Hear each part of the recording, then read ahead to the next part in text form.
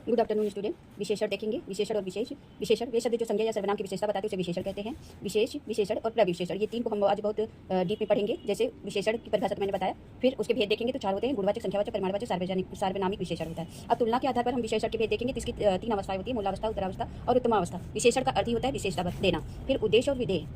विशेष्य क्या होता है? जिसकी विशेषता बताई जाती है उसे विशेष्य कहते हैं। प्रविशेषण क्या होता है? जो शब्द विशेषण की विशेषता बताए उसे प्रविशेषण कहते हैं। जैसे राम एक लंबा लड़का है। राम इसमें संज्ञा है, उसकी विशेषता क्या है? लंबा है। फिर विशेषण लंबा है, विशेष क्या है? लड़का। लड़के की विशेषता बता रहे हैं इसलिए विशेष क्या हो गया? लड़का। अब प्रविशेषण, राम एक बहुत लंबा लड़का है, यानी लंबा तो विशेषण था, बहुत लंबा, बहुत ये शब्द क्या हो गया? विशेषण की भी विशेषता बता रहा है बहुत, तो इसलिए क्या हो गया? बहुत प्रवि।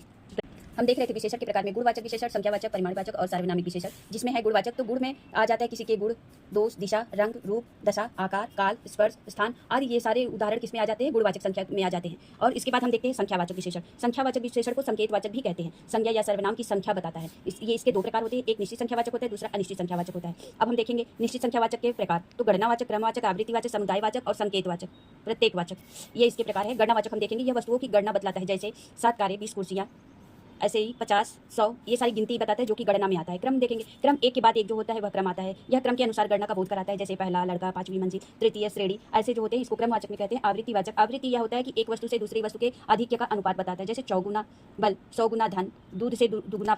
फिर समुदायवाचक देखेंगे, यह संख्या के समुदाय का बोध कराता है। जैसे तीनों मित्र, सातों घर, दोनों बहनें, चारों भाई, पसेरी 5 समूह में रखा जाता है, इसी को हम समुदायवाचक कहते हैं। प्रत्येकवाचक क्या होता है? इसे प्रत्येक बोधक या पार्थक्यवाचक भी कहते हैं, क्योंकि वे एक जाति के हर मतलब प्रत्येक वस्तु के सूचक होते हैं। जैसे हर एक, प्रत्येक, दो दो, हर दूसरे आदि, ऐसे उदाहरण आते हैं प्रत्येकवाचक के। अब हम देखेंगे अनिश्चित। दूसरा प्रकार था अनिश्चित संख्यावाचक। इन विशेषणों से वस्तु की निश्चित संख्या का ज्ञात नहीं होता है।